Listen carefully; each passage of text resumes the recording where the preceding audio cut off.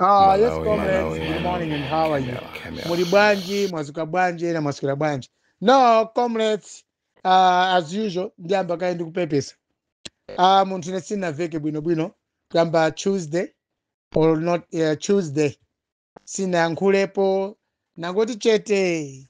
Hai musadabwe muntu ne kuna ngati kuti kunabwera alendo from maiko akunja zata makaku diaspora. Anabwera nditu mogwirizana iwowo. Of course kumbuyo wose utakati kuyankhulana koma panali pa phone chabe koma anazaona ngati kuti chingakhale chabwino kuti abwere akumane nani in person, tichezepo zinthu ziwiri zingapo mwachoncho kukhuza ndi campaign imene upanga ya Dr. Deso Kabambi. So anthu amene ananimbira phone Tuesday night, then Wednesday anabwera kunzimba kunoko, then I took them kupita nawo kumadera amene kunagwa ndege kuja kuchikangawa, komanso naenda nawo malo osiyanasiyana komwe amafuna aone kuti kodi chipani cha UTM ndi Deso Kabambi akuyenda bwanji, so that maybe ngati pali kufuna pafunika thandizo lina lomwe angandipase kukhuza ndi campaign yanga akhuza kupanga choncho. So anthu anaenda nawo kurumphi Nkhatabe, chani rumphi ndi mzimba muzuzu, so tinali mene momo. Ulendo wake unali wa private kwambiri, sini mafuna ndionekere kapena ndipange ndike pa social media kapena ndiyankhule kuti anthu amene ndaike poyera chikwana nena kuti yayi stick to Mr. Rwara, Comrade Rwara, tifuna niyo tichesinanu mofasa, silifuna tionekere, koma ubwino wake mene nabwera ndio mweyo kuti they are very happy ndimene ndikupanga campaign ya Deso Kabambi. So zinazo tizikamba as we go on. Chinaso chakuti ndingokuwuzana amene mmatsatira pa Facebook kukhala ngati Facebook account yanga yavutirapo, it has been tampered. Nditaponyapo ndithu tinkhani tingapo last week iyoyo tinkhani tinati go a little bit sensitive osati kutukwana, koma uzakhala ngati anthu ena anandipanga chipongwe ndingosegula ma account ambirimbiri about Samuel Rwara nde anzathu a Facebook ameta anazandifunsapo mafunso ndikuti Comrade Rwara mwasegula account, so nanati ayi ma account amene wo sinasegule kuzafika account zina zokuti account ina kuona kuti ma details ase anga ndithu koma kuona kuti zochitika sizinali choncho.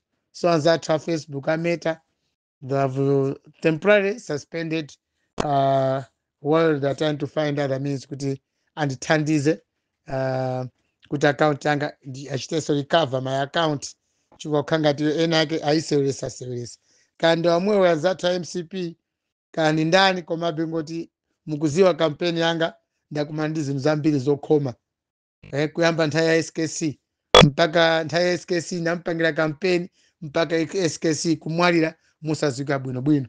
Pakati ipo ndi makambanso zakuti kunzimba kuno mafumu nawonso anazandipanganso chipongwe, komanso sipokhapo ndili ku State House nditaonesa mtima kuti ndi masapota kwambiri tolerance agreement yomwe inayo pakati pa Chakwera ndi Chilima yonse jantapanga zinavutanso. So munthu ine ndakhala ndikumana ndi zinthu zambiri koma sindikuopa ndipo sindikufoka ndipo sinditopa yayi, nkhani ilipo yakuti campaign tipanga mpaka Chakwera achoke mboma, tipanga zimene zozo mpaka Deso Kabambi atenge usogolero umene pa 6 September. Kukhuza ndi ma project yanga ena pali program inake yomwe timati ndikida pa radio station. Of course tinapereka kuma payments panopo kwangosala kuti timalize, komanso anzathu my media consultant ku Muzuzu ku Northern Region akugwira ntchito usiku ndi usana kuti andipange kwa squeeze ma radio station andipeseko kampata ndiziyankhula ma radio station osiyanasiyana ndi kupanga campaign ya Deso Kabambi. That project is still on. Mwina this month end tikati kumaliza chifukwa nkhani inalipo kwambiri yoni tinakanga tapanga underestimate ma budget, komabe anzathu omwe akundithandiza I think tikauza bwinobwino by any time we are through tiyamba kupanga ndiyamba kumavika ma community radio station ndi ma radio station osiyanasiyana across the country. Campaign yanga sitikapera ndi campaign jauti ndikubweraso mbuyo ya ayi campaign yanga is solely for Dr. Daliso Kabambe wa chipani cha UTM.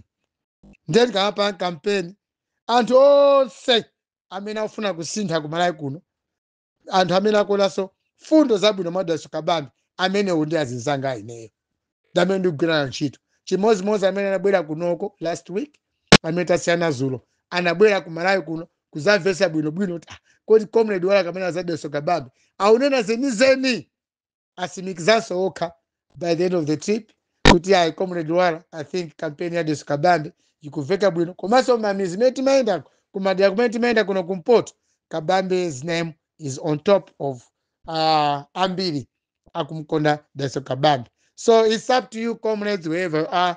Nanuso mkhoza kubwera, you can meet me or we can arrange tizikumana kupanga discuss how best we can overcome anzata MCP awa. Chikwaona zona MCP ndi alipera. DPP inde akumayankhula nawo sa DPP tamva zulo tikuyenda mgalimo timamvera program ya Secretary General chipani cha DPP Comrade Mkito amayankhula pititu timamvera program manager a DPP nawo sakuyesesa kuyankhula apo ndi apo koma ineyo magazi anga onse ngati anzanga ambiri ku Malawi ifeyo zeru zathu zili pa Daliso Kabambe. We need new fresh ideas. Tufuna zeru zasopano zachikale zitatopa nazo kapena anthu amene analamulapo kale zikoli kapena kulamula zikoli kwalephera zatitopesa zikutibwezera mbuyo kuno ku Malawi.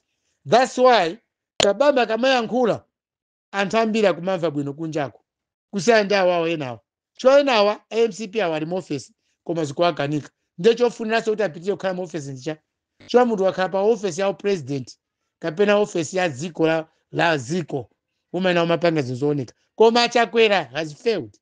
Chimozimozi zathu amene anakhalamo kale maboma azipani zinazi ndi usogolero wawo analephera kusintha dziko lathuli. So with these new ideas yomwe Daliso Kabambe akubweresa anthu ambiri akuchilandira anthu ozindikira mwina ndi apang'ono chabe omwe siozindikira amene okhala ngati sakuvesa bwinobwino koma tiyesesa kuti within these 100 something days Amalawi onse avese bwinobwino chimene Kabambe akuyankhula komanso ubwino umene Kabambe angabwerese ku Malawi kuno ngati angakhale msogolo wa dziko lino. Chinanso chowonjezerapo Kabambe is an economist akuziwa komanso wagwiranso ntchito ndi boma komanso he was seconded kuti akakhalenso reserve bank governor from civil service ndikukakhala reserve bank governor sichinchophweka ayi komanso kuona zaka by of looking at his age ndi nyamata wang'ono koma wadusa ndithu maudindo akuluakulu Malawi muno mpaka kukakhala reserve bank governor before 50 years asanakwanise 50 years munthu maybe was the youngest governor ku Malawi kuno Daliso Kabambe paziko lapansi pano governor yemwe ali wang'ono kwambiri anali wang'ono kwambiri reserve bank governor anali Daliso Kabambe. Amalawi tisaphwekese sikulu nzathuyu ndekuti wagwira ntchito yayikulu kwambiri ku dziko lathu la Malawi kuno komanso wakhulupirika kwambiri ndi maboma omwe anamuyika pa mpando chiyambeni ntchito atamaza ku university kuzafika mpaka kukhala reserve bank governor ndi anthu apang'ono kwambiri omwe ayenda ora anaenda njira imene Kabambe anayendamo kukhuza ndi experience ya ntchito yake. So my campaign is very simple. Kabambe kumugulisa kwa anthu ozindikira sitikuvutika naye ayi koma vuto tili nalo mwina ndi mamizi momwe panopa tipita ma radio station chikwamene timayendanso mndanzanga anabwerawo tinaona ndithu njira zomwe ndingapange reach out kwa anthu ambiri ndetaona kuti kumpoto kuno anthu ambiri amakonda kumvera radio chakumazuloko ndeti kupempha ma radio station awawa my media consultant is doing that kuti andipangire ma arrangement amene wakuti ndizikhala ma radio station osiyana with different program schedule. We're working on that and so anthu amene akunipanga fund this project now also tukambirana kuti azitiganizira pa nthawi yoyenerera so that zinthu ziziyenda mwa dongosolo. Coming to issue of MCP kunali nkhani nazakambapo nkhani yokuza kwatiye chindi komwe anthu mafumu anazolerapo za ndale. I'm very happy kuti Inkosi Chindi kuno kumzimba anena kuti iwo sanatumepo fumu nali yonse kupanga zandale kukuza ndizi sankho za prime za chipula ku amene ma primaries achipanja MCP ku Eutini ku Mzimba Central. I think afumu amene popo apanga bwino kwambiri. Mafumu kuno ku Malawi silifuna kuti fumu zizilowera pandale chikwa zimasokoneza democracy yathu. So ndithokoze kwambiri anthu ako Eutini aku Mzimba Central kuti nkhani imene inaliko kumbuyoko yatha. Panopa chipani chilichonse chili free kupita ku Eutini kwa campaign. Of course tinadusako we as one way of tinaika, so it was a strategic point area yomwe tinaika kuti ku Central tikafike kutafika umene kuja ndithu ku Eutini anthu atuza bwinobwino kuti zipani zonse ku Eutini zili ndi ufulu kukapanga campaign ngati imene kupangira madera enawo. That is the thank you very much the people of Chindi about excuse me, about campaign ya Deso Kabambe ku Baraka ndi madera ndiye na ku Eastern or part kumene kunaenda Kabambe taiona campaign ina yabwino kwambiri komanso kunena zona Malawi Kabambe looking at the votes ma vote 7.2 million Kabambe tu angufuna ma vote 3 million. When Kabambe can get 3 million plus votes basi tu wawina kale chisankho.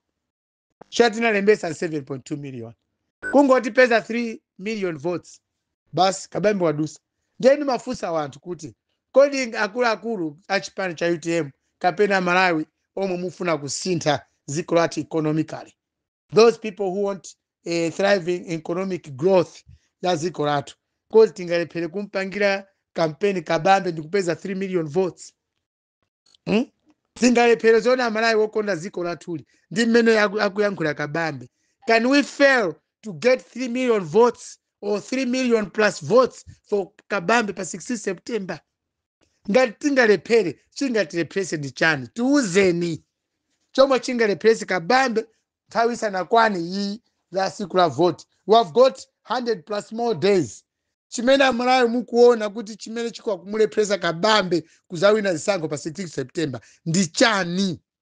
Tisakambe za Malawi ansekale kaye sanena na Malawi kumene muliko lero li message yanga chinga mulepherese Kabambe kuwina zisankho pa 16 September ndi chiyani? Mutiuze zimene zozo tikonzemo. That's why tufuna libe pa radio station, pa social media tayankhula nthawi yayitali, pa ground tikumapita koma chinga tilepheresa Malawi okonda ziko lathu ofuna ziko lathu likhale pabwino. Chomwe tingalephera Malawi kuti timpangire mavoti 3 million votes plus Kabambe chikuvuti chingativute chikuvuta ndi chani? Mukuona pamene tingalephere ndi patipo. Izizi ndi zifukwa zina zomwe ndizifusa mafusa amene wawa ndikapita pa radio station. Chinga mulepherese Kabambe kuti azawine chisankho ndi chiyani Amalawi kukhuza ndi fundo zimene akuyankhula. Mwina fundozo simukuzimvetsa bwino nde nkhani imeneyi muzitifusa muzitiuza o muzindiuza Kabambe akuza kulephera because of this. Izozo tifuna tipange iron out. This is our country. Tentigwirane manja tikamapanga campaign kwa munthu tiuzeni pomwe pali pofoka. Ku MCP ukutimauza zofoka zawo. President wa MCP zofoka zache nzokuti ndikutukumve samamva. Ola yakaenda anthu anzeru chotani mkabinet mwake President Chakwera samamva.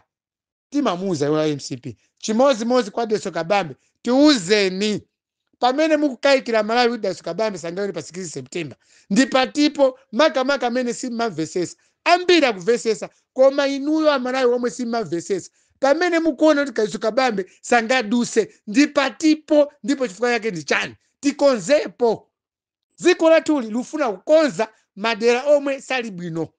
Ngati chimodzimodzi ku Malawi kuno ngati zisizikuyenda bwino zisizikuyenda bwino ku Malawi kuno chocho kuti tili ndi msogololi wogona watulo yemwe ali Chakwera, msogololi wopanda masomphenya aziko lathu. That's why ziko lathu likulowa pansi. Timachita kuwauza MCP aziziwa ziko lathu lalephera kuyenda bwino chifukwa cha Chakwera ndi munthu osamva. Tinavotera munthu omwe samamva chilichonse yemwe samaziwa china chilichonse about good governance of this country or governance inaliyonse. Komanso tikamati usogolere kumala sikuyenda bwino sitimangonena msogolere kaye president iyayi even mafumu amachalichi paliponse kapena so asogolera zipani ose ndolephera kwa panthu osaja Daso Kabambe ndamene tikuna takuza kutithandiza koma ndati kamati usogolera ziko kuvuta suti kapena makhala chakwera okha hayi mausogolera mbiri mai muno amakhazi nawo sasokonezeka koma chikwa usogolera nkuluja ndamene sakupanga zizolongosoka ndengati mkona kuti mabungwe maofesi umu machalichi maufumu sizikuenda bwino vuto layambira kumutu kwa president wathu ndokanika as a result each and every leadership in this country ikumakhala yovuta even ku UTM kukhola khala leadership yovuta ku MCP kukhola khala leadership yovuta chifukwa chokuti musogole wa ziko ngati ali wovuta ali gulugunyinda ali munthu osamva gona amene go ujeni kutukumve munthu woti samamva china chilichonse cha munthu wina ayi chimene wamanga nchomwecho basi usogolero wa ziko umonongeka koma usogolero akhala wabwino ngati Daso Kabambe angakhale president kuzapanga zinthu zoyenerera mausogoleri onse kuno kumalawi zakhala bwino ndipo aliyense Malawi azazuka mwamba kugwira ntchito ya ziko lathu lotukula ziko lathu la Malawi. So that's why we are campaigning for Daso Kabambe. Ndiye panopa Malawi ndikufunsani pamene mkona ine kuti Daso Kabambe sangapange bwino ndipatipo mundiuze ndikapita pa radio kapena ndikamenya kwa maaudio ndiziyauza Amalawi kuti ayi Daso Kabambe panopa wasintha apa tamuuza izi usogolo wathu wa Malawi kuno tigwirizane kumauzana chilungamo tisamanamizane yayi kati Daso Kabambe mukuona pena pake mukukayikira pamene mukayikirapo tifunseni ife tikuongoleleni zezufuna ku Malawi kuno. Comrades, this is my position panopa as I'm talking ndikuziwa tambirimbiri so afuna kumane nani koma kuyenda ndikuyenda koma vuto limakhalapo ndi ma resources ndalama ndimene mavuta chikwa chilichonse panopa. I remember the time I met SKC kuimba kwache ku Area 43 ndinayesesa tili kuyankhula SKC kuti ndimukondwerese iya ndizipanga campaign yopanda ndalama anaseka SKC Comrade Luwala simungapange campaign kapena simungapange chinthu kopanda ndalama. So I thought SKC amangonena koma ndaona campaign yangayi without money is true simungapite pasogolo komanso because of that simungapange campaign yoyenerera ndeti zibwera mbuyo. So as that amene muli ndi kutekera mwina muli ndi ndalama kapena muli ndi upangiri wina wake chonde tithandizeni makamaka zathu ku diaspora UK US kumalawi tafika pano campaign yathu ishi yafika poti yofuna kwambiri ndalama anthu ambiri akumakhala ndi nkhawa kuti tikulimbikira kwambiri kuti Daso Kabambe khale pampando koma ukhanga tisiti kuyenda inde is true siutaliyense akhoza kuyenda.